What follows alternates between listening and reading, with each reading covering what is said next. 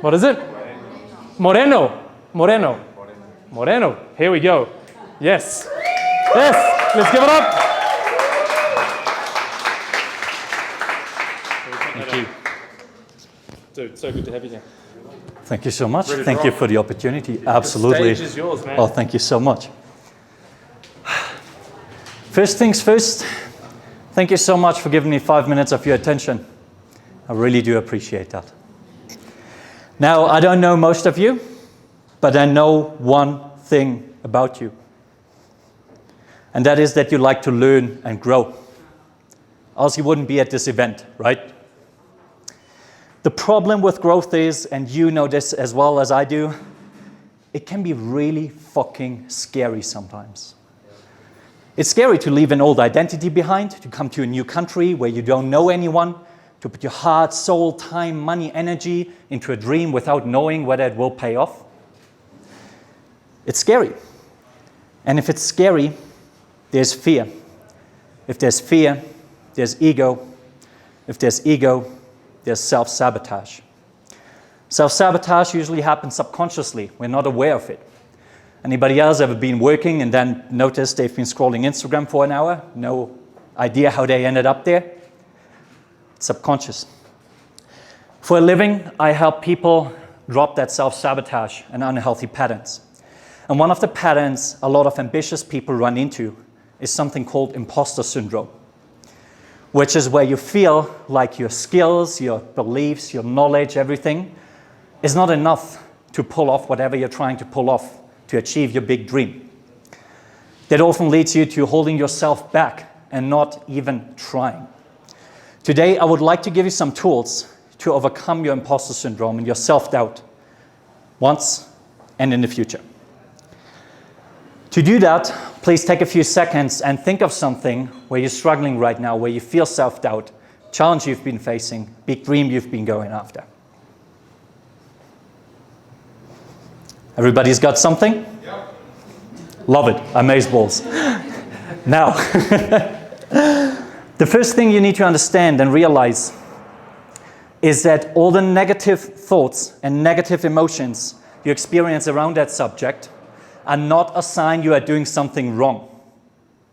They're a sign you're doing something right. Why is that?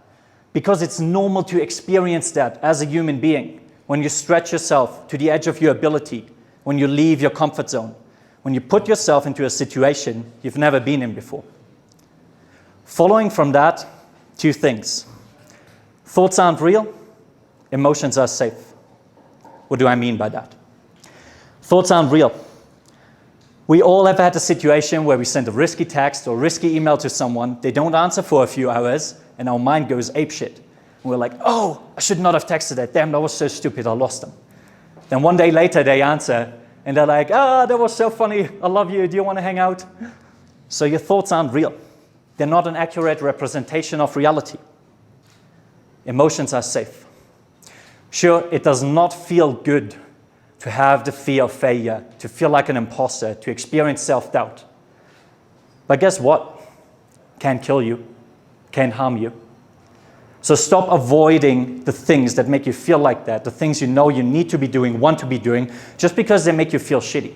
Feel shitty for a while, that's okay. Embrace the emotion, live with it. It will go. Now, we've already said that imposter syndrome and self-sabotage is based on fear. What's the antidote to fear? It's action. Why action? Because you can only be afraid of a hypothetical situation. If I'm on the stage, I can be afraid of peeing my pants. It's hypothetical, might happen. However, if I actually pee my pants, I am no longer afraid of it because I've already taken the action. So what you need to do is take action on that big thing. How do you do that? Break it down into the smallest possible step. It lowers the barrier to entry. You do that, you realize, okay, that wasn't so bad.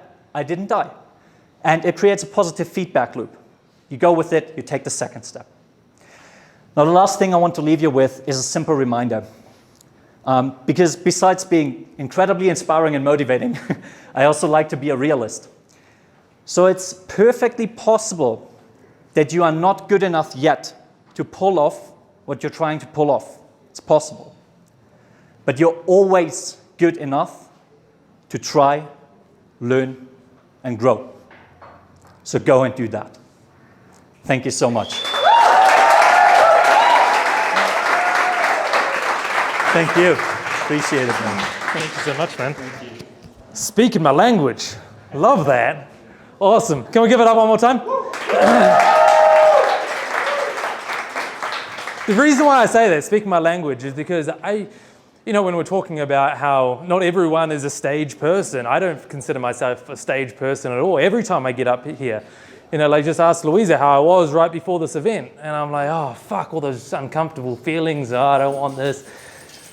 But now, reframing it, realizing, going, oh, that uncomfortable feeling, that's the sign within me that's telling me I'm about to do something fucking awesome.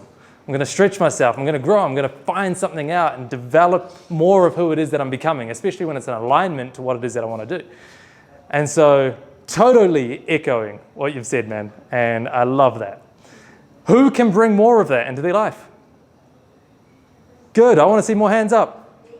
Can we try the other hand maybe then? Yes. Awesome. So, once again, come and stand up here. Speak on the stage. This is a small step. It's a safe room. We're here to support and champion. Even if it sucks, you're going to get a huge celebration, because it's not the outcome that matters. It's the way that you showed up to it and really gave it a go. Gave it your all.